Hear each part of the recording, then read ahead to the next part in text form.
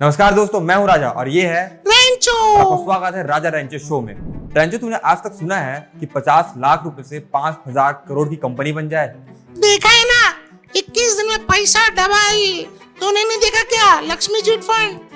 नहीं रेंचो, अब नाम बदल गया है। अब इसका नाम हो गया है कांग्रेस चिट फंड कंपनी। राजा, इतने में तो मैं आईपीएल टीम खरीद लूं। नहीं रेंचो, ये आईपीएल नहीं, ये आईपीसीएल है, इंडियन पॉलिटिकल कांग्रेस ग्रुप। तुझे बता दूं कि 9 अप्रैल 2025 को ईडी मतलब कि ईमानदारी डिपार्टमेंट ने कांग्रेस कार्यालय में पहला थप्पड़ जड़ दिया है। इस थप्पड़ का नाम है नेशनल हेराल्ड मनी लॉन्ड्रिंग।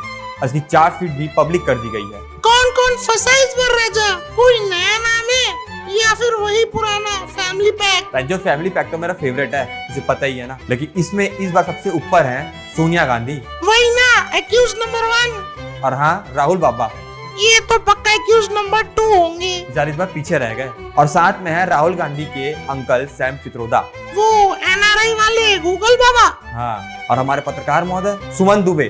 वो पत्रकार जो गांधी जी के दोस्त थे। हाँ, और सुमन भंडारी भी।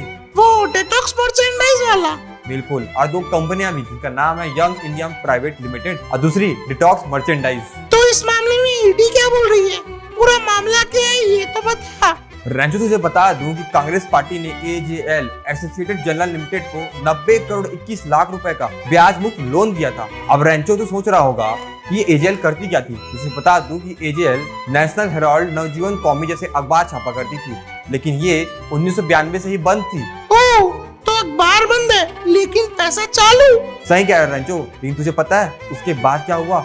उस लोन को एक young India private limited company ने खरीद लिया मात्र 50 लाख रुपए में। और तुझे पता है इस यंग इंडिया कंपनी में 76% हिस्सेदारी किसकी थी? ये पक्का सोनिया जी और राहुल बाबा की होगी। बिल्कुल रेंचो, तू फिर से इस बार सही हो गया। मतलब 50 लाख में 2000 करोड़ की संपत्ति हथिया ली और अब इसकी कीमत 5000 करोड़ रुपए है। वाह, इसे कहते हैं लुटियन लॉजिक या फिर कांग्रेस लुटियन लॉजिक। हाँ रेंचो, लेकिन अब ईडी कह रही है कि ये आपराधिक षड्यंत्र है, मतलब एक क्रिमिनल कॉन्स्पिरेसी। तुझे बता दूं कि अब तक 751 करोड़ रुपए की संपत्ति जब्त हो चुकी है, जिसमें नेशनल हेराल्ड हाउस भी शामिल है। राजा, 90 करोड़ का लोन कांग्रेस पार्टी ने दिया। पार्टी है कि बैंक? हाँ रेंचो, अब कांग्रेस पार्टी नहीं रह गई। कांग्रेस अब Gandhi and sons private limited बन चुकी है। अब यहाँ देश नहीं, यहाँ बिजनेस चलता है। राजा, धर्मार्थ संस्था वाली बात क्या है? कुछ लोग कह रहे थे कि यंग इंडिया चैरिटी करती थी। चैरिटी? हाँ, चैरिटी तो करती थी, गांधी परिवार को लाभ पहुंचाने वाली चैरिटी। रेंजो, तुझे बता दूं कि यंग इंडिया धारा 25 के तहत एक गैर लाभकारी संस्था के रूप में पंजीकृत है। और जब ईडी ने इनसे पूछा कि अपना कुछ धर्मार्थ वाला काम दिखाओ, उन्होंने कह दिया नेटवर्क प्रॉब्लम है, कुछ मिल नहीं रहा। और कांग्रेस क्या बोल रहे हैं अब? रेंजो वही पुराना नाटक, अपना पुराना टेप चला रहे हैं। कौन सा? राजनीतिक प्रतिशोध? हाँ बिल्कुल, तुझे तो पता ही है ना। जयराम रमेश कह रहे हैं कि ये तो राज्य प्रतियोजित अपराध है। मतलब पकड़े गए तो तुरंत बोले मोदी जी हमें फंसा रहे हैं। ओ मोदी जी, आप तो खतरनाक निकले। 2010 में किया गया, 2025 में पकड़ लिया। और सुन रेंचो, 1981 में जब भोपाल में लीकेज हुआ था ना, तब भी एजेएल को 1 लाख की जमीन मिली थी। पता है क्यों? अखबार छापने के लिए। तुझे मिली क्या? नहीं, मेरे को मिली क्या? आपको मिली क्या? लेकिन जब पीडीआई ने 2011 में चेक किया तो वहाँ प्रेस नहीं, प्रॉफिट का प्रेस चल रहा था। मतलब जमीन भी सस्ती, काम भी झूठा और कमाई भी भारी। ट्रिपल एक्सेल स्कैम हो रहा है यहाँ पे। हाँ रेंचो, अब तू बोनस ले, रॉबर्ट वाड्रा वाला बोनस।